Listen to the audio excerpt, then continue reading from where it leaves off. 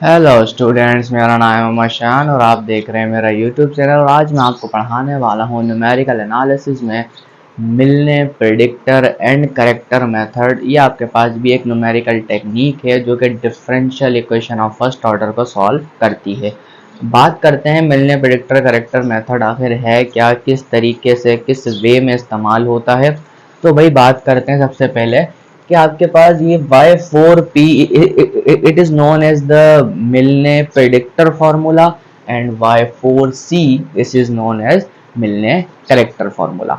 अब यहाँ पे आप सोच रहे होंगे सर ये Y4 ही क्यों लिखा हुआ है, ये आगे भी जा सकता है, डोंट वरी, बताऊंगा कैसे कैसे अगर आप चाहो। लेकिन यहाँ पे Y4C या Y4P के अंदर अगर आप रहकर काम कर लेते हो तो ज़्यादा अच्छा है, आपका टाइम भी कम कंज्यूम होगा। तो यहाँ पे सिर्फ और सिर्फ इशू क्या आता है, हम स्टेप साइज क्या ले जिस पर सिर्फ और सिर्फ 4 आइटरेशन लेने पर हमारा सवाल जो हमसे मांगा गया है वहां तक सॉल्व हो जाए। तो बात करते हैं, देखो सबसे पहले आपको क्वेश्चन के अंदर क्या होगा, एक डिफरेंशियल इक्वेशन गिवन होगी, मैंने कहा dy/dx is equals to fx, y। ये आपके पास एक डिफरेंशियल इक्वेशन गिवन होगी with an initial condition y of x not is equals to y not. ये आपके पास पहले से क्वेश्चन में गिवन होगा और आपसे कहा जाएगा use Milne predictor corrector method to find the approximate solution of the differential equation. तो हम क्या करेंगे, इसके स्टेप्स क्या क्या होने चाहिए, यहाँ पे हम बात समझेंगे। सबसे पहले हम सिलेक्ट करेंगे कि हमारा स्टेप साइज क्या होना चाहिए। मान लो मैं आपको क्वेश्चन में भी यही सवाल कराऊंगा कि मान लो मुझे 0.8 तक जाना है और मुझे इनिशियल कंडीशन 0 मिली हुई है। अब मैं इसको 4 इटरेशन में कैसे बनाऊंगा, मैंने कहा स्टेप स्टाइल लेता हूँ 0.2 का, मैंने कहा 0.2 को फिर ऐड करो 0.4, मैंने कहा 0.2 को फिर ऐड करो 0.6। तो देखो 4 इटरेशन में मैं अपने गोल तक पहुंच जाऊंगा। हाँ, अगर आप छोटी लेना चाहते हो डोंट वरी, कर सकते हो, मसला नहीं होगा। बट ये है कि वैल्यू जो है वो आपके पास आंसर में क्या कहते हैं, सिंपल सी बात है कि इटरेशन ज्यादा होंगे तो आंसर और अप्रोक्सीमेट हो जाता है। लेकिन हमें यहाँ पर कोई रिसर्च तो कर नहीं रहे हैं, हमसे सीख रहे हैं कि प्रेडिक्टिव मेथड होता क्या है। तो आपने अगर इसके अंदर अंदर रहकर काम करना है तो भी बहुत ज्यादा अच्छी बात है, आप कर सकते हो, ठीक है ना। तो आपके पास डिफरेंशियल इक्वेशन गिवन होगी। सबसे पहले आपने क्या करना है, आपने x इज इक्वल्स टू जो भी आपको x नॉट गिवन होगा उसके बाद आपने अपनी इटरेशंस को बढ़ाना है। इसका मतलब क्या, मैंने कहा कि आप y of x1 is equals to y1 निकालोगे, ठीक है। फिर आप क्या निकालोगे, y ऑफ x2 निकालोगे जो कि y2 के इक्वल आएगा। फिर आप निकालोगे y ऑफ x3 जो कि y3 के इक्वल आएगा। और यहाँ से y4 का फॉर्मूला आपको डायरेक्टली गिवन कर दिया गया है, तो यहाँ पे टेंशन लेने की जरूरत नहीं है। तो आपने ये 3 वैल्यूज जो है वो निकालनी है, ज्यादा चाहो निकाल सकते हो, फिर बता रहा हूँ, लेकिन कोशिश करो यहीं तक काम हो जाए, बहुत आसान हो जाएगा। तो ये तीनों आपने निकालनी है। अब ये निकालने के लिए हम बहुत सारे मेथड सीख चुके हैं। मान के चलता हूँ कि आपको आसान लगता है टाइलर सीरीज मेथड, आप वो लगा सकते हो। इसके बाद आपको आइलर मेथड आसान लगता है, आप वो लगा सकते हो। फिर आपको पिकार्ड्स मेथड आसान लगता है, आप वो लगा सकते हो। पिकार्ड्स मेथड के बाद आपके पास मेथड आता है आइलर मॉडिफाइड मेथड, आप वो लगा सकते हो, कोई टेंशन वाली बात नहीं होगी। हाँ, आप अगर आपको इससे ज्यादा पसंद आता है रुंगी कुत्ता मेथड जो कि मैंने पिछले लेक्चर में आपको सिखाया था 4th ऑर्डर तक, तो आप कुछ भी चाह करके कोई सा भी मेथड लगा के ये 3 वैल्यूज निकाल लोगे, ठीक है, जो आपको आसान लगे। मैं ये नहीं कहता कि मैं बोलता हूँ कि रुंगी कुत्ता लगाओ तो वही लगाना है, नहीं, मर्जी है आपकी, कोई सा भी लगा सकते हो। ये लगाने के बाद जब आपके पास ये वैल्यूज आ जाएंगी, इसका मतलब क्या हुआ कि x1 के कॉरेस्पॉन्डिंग वैल्यू आपके पास y1 भी आ गई है, फिर x2 के कॉरेस्पॉन्डिंग आपके पास वैल्यू y2 भी आ गई है, फिर x3 के कॉरेस्पॉन्डिंग आपके पास y3 की वैल्यू भी आ गई है। तो आप इन सब का इस्तेमाल करके क्या करोगे, आप f1 निकालोगे। f1 यानी कि f1 मतलब यही वैल्यूज फंक्शन में पुट करोगे, इसमें जो कि वैल्यूज आपको मिले क्योंकि यहाँ फंक्शंस की वैल्यू पुट करनी है। तो f1 निकालोगे, फिर f2 निकालोगे, फिर f3 निकालोगे, फिर f4 निकालोगे, आगे तक जाते जाओगे। और f4 इन फॉर्मूला से निकलता है। ये बात समझ में आती है, ठीक हो गया। तो ये सारे मेथड आप यूज करने के बाद अपने डेस्टिनेशन पे पहुंचोगे।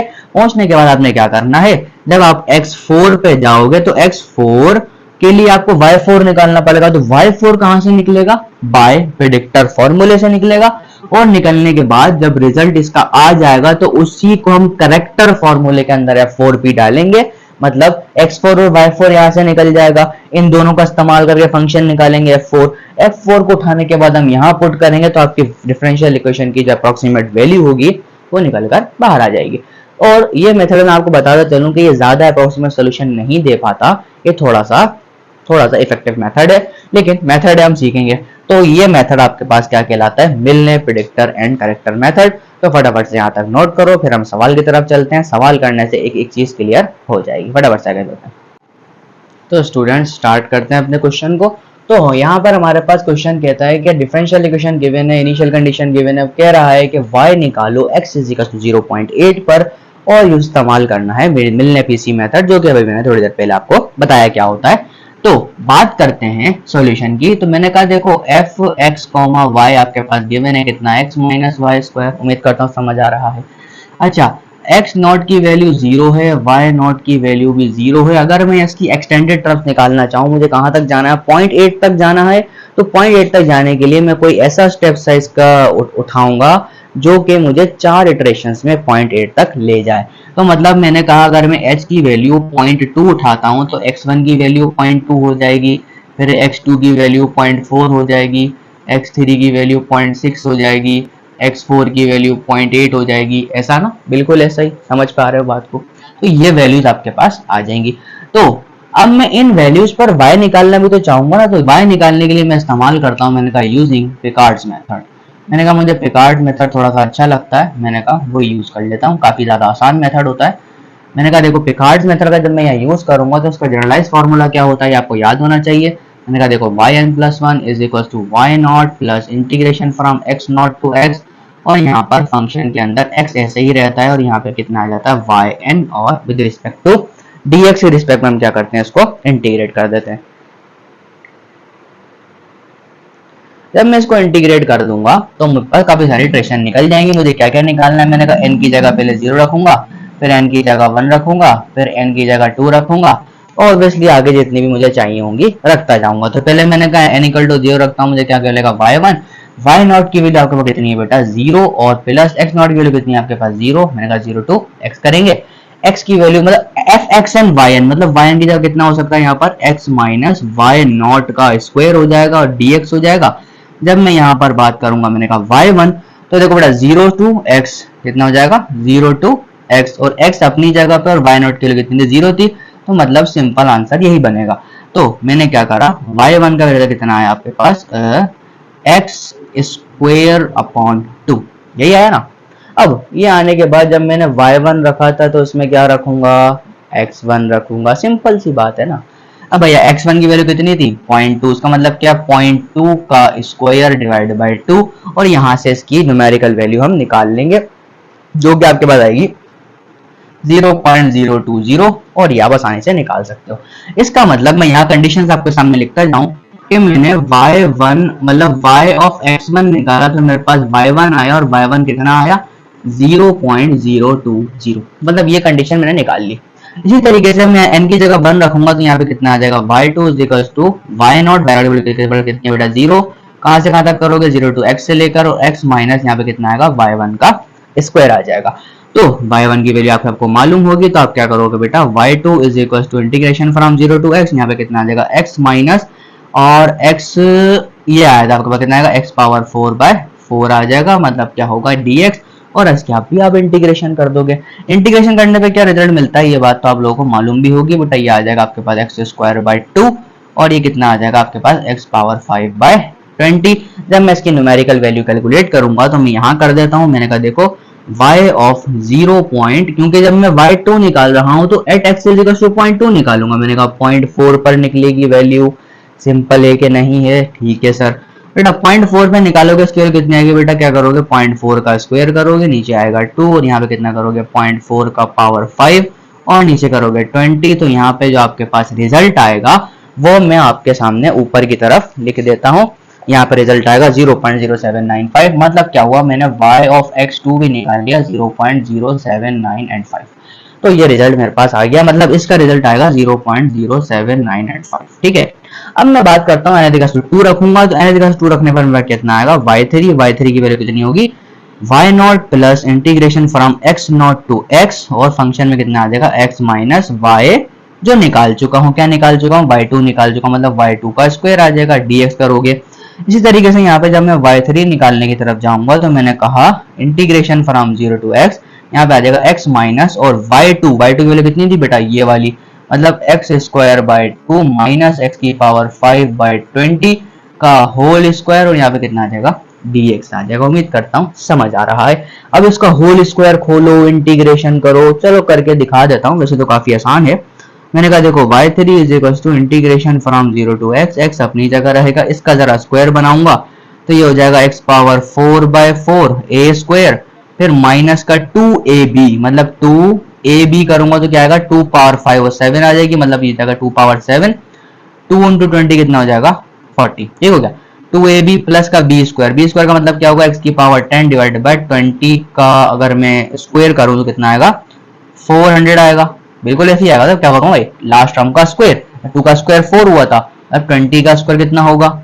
ऑब्वियसली सी बात है, 2 टू जा 4, तो 400 यहाँ पर आ जाएगा। तो मैं अब इसकी मुझे क्या करनी है? इंटीग्रेशन करनी है, और काफी ज्यादा बड़ा रिजल्ट आएगा इंटीग्रेशन का, जो कि मैं आपके सामने ऊपर लिखकर बताता हूँ। ये उम्मीद करता हूँ सारी कंडीशंस आपने लिख ली होंगी। इसको मैं आगे की तरफ बढ़ा दूंगा। मैंने कहा चलो आगे चलते हैं। जब मैं इसकी इंटीग्रेशन करूंगा y3 की, तो रिजल्ट कितना आएगा? यहाँ पे आपका आ जाएगा एक्स स्क्वायर अपॉन 2, और यहाँ पे कितना आ जाएगा? माइनस एक्स की पावर 5 बाई 20, यहाँ पे कितना आ जाएगा? 2 अंदर 2 और 2 अंदर 2 और मतलब 20 टाइम्स कैंसिल हो जाएगा, तो माइनस माइनस माइनस आपके पास कितना हो जाएगा? प्लस, और यहाँ पे रिजल्ट आपके पास x की पावर 8, और 8 से अगर मैं 20 को मल्टीप्लाई करता हूँ तो कितना आ जाएगा बेटा? 160। एंड अगेन जब मैं इसको इंटीग्रेट करूंगा तो यहाँ पे कितना आ जाएगा? माइनस, और ये हो जाएगा आपके पास x की पावर 11 डिवाइड बाय 4400 हो जाएगा। तो मतलब ये बड़ी सारी वैल्यू आपका कितनी आई? y3 की। इसका मतलब क्या हुआ? मैं y3 की वैल्यू 0.6 इसमें रखूंगा, आपके पास वैल्यू निकल के बाहर आएगी। तो मतलब y3 की जगह मैं यहाँ रखता हूँ बेटा 0.6 का स्क्वायर बाई 2, एंड यहाँ रखूंगा 0.6 का पावर 5 बाई 20, फिर मैंने कहा 0.6 की पावर 8 बाय 160 एंड माइनस 0.6 की पावर 11 बाय 4400।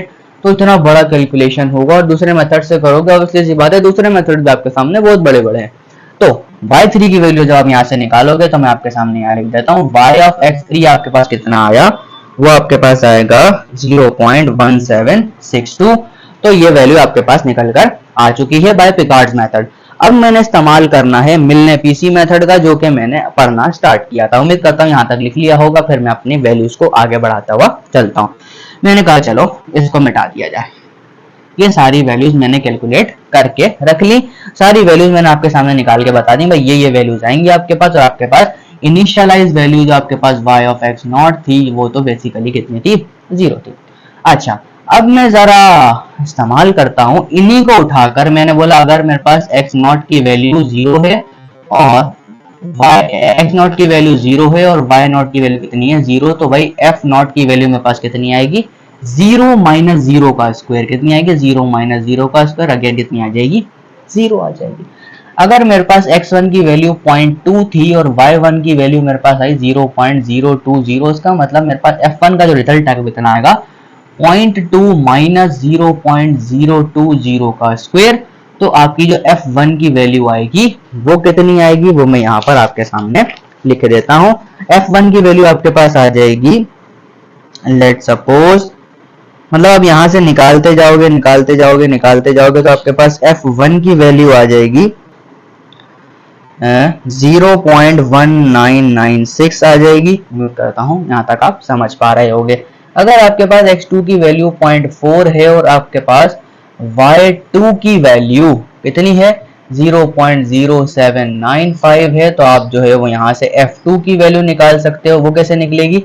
0.4 को माइनस कर दोगे 0.0795 के स्क्वायर से, क्योंकि ये मैं क्या लगा रहा हूँ? x minus y square, this is x, this is minus of y square. तो बहुत ज्यादा आसान है।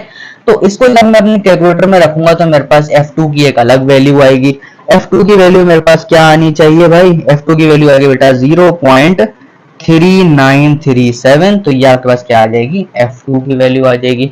मुझे क्या चाहिए? f3 भी चाहिए। मैं बोलता हूँ अगर मेरे पास x3 की वैल्यू 0.6 थी और y3 की वैल्यू मेरे पास 0.1762 आई, तो मेरे पास f3 की वैल्यू सिंपल से निकल जाएगी भाई 0.6 को मैं माइनस करवा दूंगा 0.1762 के स्क्वायर से, तो मेरे पास यहाँ पर f3 की वैल्यू भी निकल कर आ जाएगी।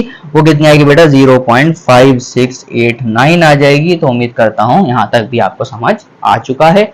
अब मैं इस्तेमाल करने वाला हूँ मिलने पीसी मेथड का। तो मैं अपनी जो वैल्यूज मेरे पास आई है वो भी मैं इसको यहाँ लिख लेता हूँ। f0 की वैल्यू 0 आई है, f1 की वैल्यू आपके पास कितनी आई है 0.1996 आई है, f2 की वैल्यू आपके पास कितनी आई है यहाँ से देखता हूं, मैंने कहा 0.3937 आई है, और f3 की वैल्यू कितनी आई है 0.5689 आई है। तो मतलब ये सारी वैल्यूज जो मुझे जरूरत थी तो मैंने क्या करा, कैलकुलेट कर रख ली है। तो अब इसका भी मेरे पास काम खत्म हो गया। उम्मीद करता हूं लिख ली होगी। फिर मैं आगे चलता हूं। अब मैं बात करता हूं y4 की, क्योंकि मेरे पास भाई x इज इक्वल टू 0.8 जो है वो x4 की वैल्यू में, x3 की वैल्यू कितनी थी भाई 0.06 थी ना, भाई 0.6 थी जो यहाँ पर मैंने निकाली थी ना। अब मैं x4 निकालता हूं। मैंने कहा x4 निकालने के लिए मुझे क्या निकालना पड़ेगा, y4p निकालना पड़ेगा अकॉर्डिंग टू प्रेडिक्टर फार्मूला। यही मैं आपको बताना चाहता हूँ, प्रेडिक्टर फार्मूला से निकालो। अब प्रेडिक्टर फार्मूला होता क्या है बेटा, y0 प्लस 4h/3 और अंदर आओगे आप कितना आएगा आपके पास 2 times f1 minus f2 and positive 2 times f3 आ जाएगा।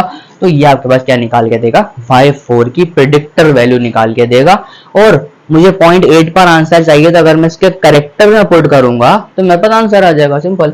मतलब क्या है, y4 का प्रेडिक्टर वैल्यू कितना आएगा 0 प्लस 4, h सपोज किया था 0.2/3, 2 टाइम्स f1 यहां से उठाएंगे, मैंने कहा 0.1996 माइनस f2 यहां से उठाएंगे 0.3937 एंड अगेन प्लस करेंगे 2 टाइम्स 0.5689 से। तो ये वैल्यू मेरे पास यहां तक आ गई। अब मैं अब इसको कैलकुलेटर में रखूंगा तो आपके पास y4p की वैल्यू कितनी आएगी, वो आएगी 0.3049। ये वैल्यू आपके पास आएगी। कैलकुलेटर का काम है बाकी सारा। इस तरह आपकी वैल्यू कहां पर आएगी 0.3049 आ जाएगी। जब 49 आ गई है तो क्या मैं f4p नहीं निकाल सकता, निकाल सकता हूं ना।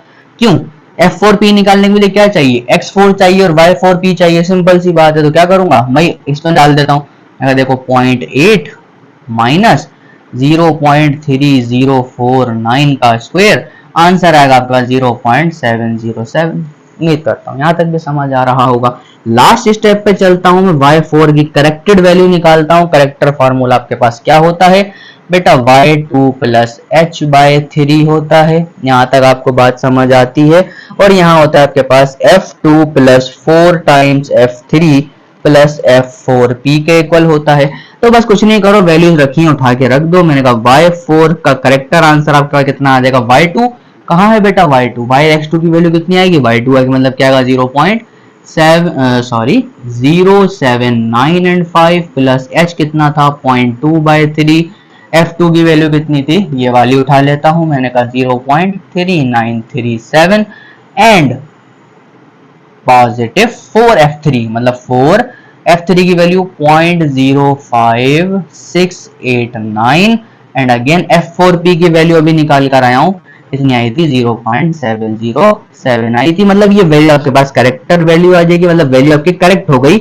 मतलब कहने का मतलब तो ये है कि आंसर आपका f4p भी सही था, लेकिन उसको थोड़ा सा करेक्ट करने के लिए और अप्रोक्सीमेशन करने के लिए हमने ये मेथड का यूज किया है, इसलिए हम इसको कहते हैं मिलने predictor method and character method. तो करेक्ट कर देंगे वैल्यू को, तो y4c की आपके पास वैल्यू आएगी कैलकुलेटर से, वो कितनी आएगी 0.3046। और आप देख सकते हो मिलने प्रेडिक्टर मेथड की जो वैल्यू आई थी कितनी आई थी 49, यहाँ पे कितने 46, मतलब थोड़ा सा और अप्रोक्सीमेट हो गया। मतलब ये आपके पास रिजल्ट निकल कर आया डिफरेंशियल इक्वेशन का, जो कि आपसे मांगा गया था। और हर एक क्वेश्चन इसकी तरीके से ही होगा, कोई डिफरेंस टेक्निक नहीं है इसकी, सिंपल जो बताया है वैसे कैलकुलेट होगा। हाँ, मर्जी आपकी है, टाइलर सीरीज यूज करो, रुंजी-गुप्ता मेथड यूज करो, या फिर आप मिलने प्रेडिक्टर करेक्टर मेथड के अंदर पिकार्ड्स मेथड यूज कर लो, ये आपकी मर्जी पर है। इस पे कोई दिक्कत या कोई रोक टोक नहीं होगी, ठीक है।